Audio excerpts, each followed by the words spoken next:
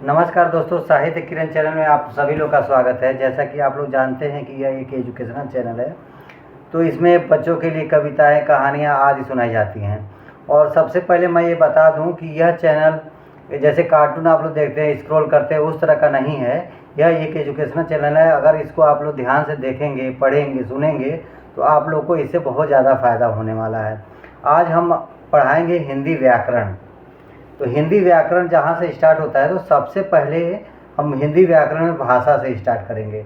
भाषा की परिभाषा क्या होती है, आप बताइए। भाषा किसे कहते हैं? भाषा वह साधन या माध्यम है जिसके हम विचार हैं, जिसको हम बोल के ना लिख के दूसरे तक प्रकट कर सकते हैं। हाँ, बिल्कुल, इन्होंने सही बताया। भाषा वह साधन या माध्यम है जिसके द्वारा हम अपने विचारों को एक दूसरे तक भेजते हैं, विचारों का आदान प्रदान करते हैं। अच्छा, ये बताइए, भाषा के कितने रूप होते हैं? भाषा के 2 रूप होते हैं। भाषा के दोनों रूप आप बताइए। पहला मौखिक भाषा, दूसरा लिखित भाषा। हाँ, जैसा कि इन्होंने बताया कि भाषा के 2 रूप होते हैं। एक होता है मौखिक भाषा और दूसरा होता है लिखित भाषा। और मौखिक भाषा में हम भाषा को जो भी बातचीत करनी होती है, अपने विचारों को उसमें बोल के प्रकट करते हैं। और लिखित भाषा में हम अपने विचारों को लिख के प्रकट करते हैं। तो इस तरह से भाषा जो होती है ये कंप्लीट होती है। भाषा हो गई और भाषा के 2 रूप हो गए। और उसके बाद से नेक्स्ट जो चैप्टर आता है, और इसमें एक और सवाल उठता है कि हिंदी को किस लिपि में लिखा जाता है। हिंदी को देखिए, हिंदी को देवनागरी लिपि में लिखा जाता है। और हिंदी दिवस कब मनाया जाता है, ये बताइए। हिंदी दिवस 14 सितंबर को मनाया जाता है। जी, हिंदी दिवस, जैसा कि इन्होंने बताया कि हिंदी दिवस 14 सितंबर को मनाया जाता है। इसलिए चूँकि हिंदी हमारी राष्ट्रभाषा है, तो हिंदी को प्रोत्साहित करना चाहिए और हमें हिंदी का सही से ज्ञान करना चाहिए। और हिंदी का सही ज्ञान होने के लिए हमें व्याकरण की गहनता से अध्ययन करना चाहिए।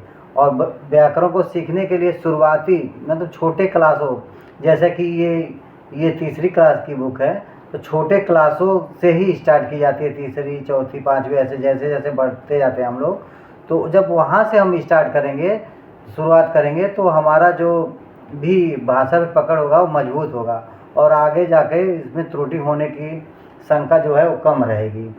तो ये तो भाषा हो गई, मौखिक, लिखित भाषा, ये आप लोगों ने सीख लिया।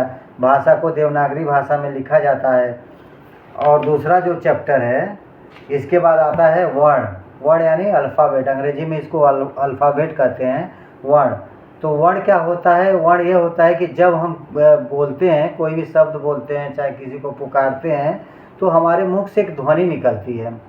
तो ध्वनि को लिखने के जो जिन चिन्हों का उपयोग किया जाता है उन्हें वर्ण कहा जाता है। जैसे ताला हमने बोला, तो ताला लिखने के लिए हमें वर्ण की आवश्यकता होती है। तो इस तरह से बोलने के लिए जो भी ध्वनि उत्पन्न होती है उसे वर्ण कहते हैं।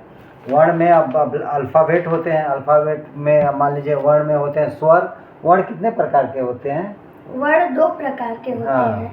पहला स्वर और दूसरा व्यंजन।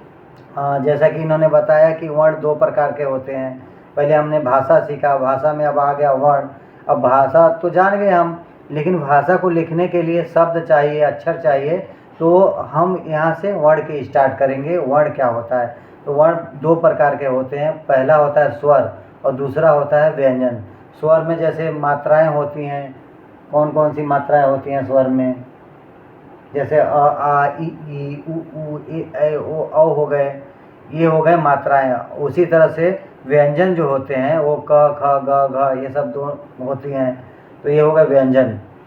तो इस तरह से स्वर और व्यंजन मिला के वर्ण बनते हैं। और इन स्वर और व्यंजन को मिला के वर्ण बनते हैं। और इनको क्रमबद्ध लिखने की जो समूह होता है उसको वर्णमाला कहते हैं। इस तरह से कहा जाए, अगर परिभाषा के रूप में कहा जाए, तो वर्णों के व्यवस्थित और क्रमबद्ध समूह को वर्णमाला कहते हैं।